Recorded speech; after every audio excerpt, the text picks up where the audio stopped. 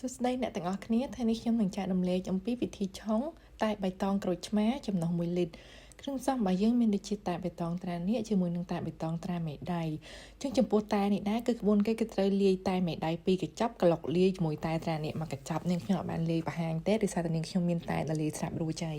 ចឹងបងប្អូនយល់ទៅលាយខ្លួនឯងតែត្រាមេដៃ2កញ្ចប់លាយជាមួយតែត្រានៀក1កញ្ចប់ក្លុកចូលគ្នាឲ្យសព្វឥឡូវនេះចំពោះទឹក1លីត្រគឺយើងប្រើតែដែលបានលាយរួចហ្នឹងចំនួន2ស្លាបព្រាក្រឹតគឺយើងដួសតែមេដៃនិងតែត្រានេះដែលបានក្លុកចូលគ្នារួចហ្នឹងចំនួន2ស្លាបព្រាក្រឹតដាក់ចូលគ្នាតមកទៀតយើងក៏ចាក់ទឹកក្តៅដែលដាំពុះចំនួន1លីត្រចូលទៅក្នុងតែហ្នឹងហើយយើងក៏លួចបន្ថែមអំបិលតិចផងដើម្បីតែរបស់យើងមានរសជាតិមុតដិតឆ្ងាញ់អញ្ចឹងណាឥឡូវនេះដើម្បីវាចេញជាតិលឿនគឺយើងត្រូវត្រង់តែរបស់យើងហ្នឹងផ្ទៃចុះផ្ទៃឡើងអញ្ចឹងមកគឺថាប្រឆាប់ចេញជាតិអស់លឿននៅពេលដែលតែរបស់យើងមើលទៅចេញជាតិអស់ហើយយើងក៏ស្រង់យកកាកតែនឹងចេញមកឥឡូវនេះយើងក៏ឆុងសម្រាប់កែវលេខ22ដែលយើងប្រើទឹកតែដែលយើងឆុងរួចហ្នឹងចំនួន150មីលីលីត្រសម្រាប់កែវលេខ22ឬហើយយើងប្រើស្ករសចំនួន2ស្លាបព្រាក្រឹតចំពោះតែក្រូចឆ្មាគឺយើងដាក់ឲ្យរាងជូរដិតផ្អែមដិតបន្តិចមិនឆ្ងាញ់បងប្អូនបន្តមកទៀតយើងក៏កូរស្កររបស់យើងហ្នឹងឲ្យវារលាយល្អប៉ុន្តែស្ករហ្នឹងអាចបន្ថែមបន្ថយបានតាមចំណូលចិត្តរៀងៗខ្លួនណាបងប្អូនជាតិផ្អែមណា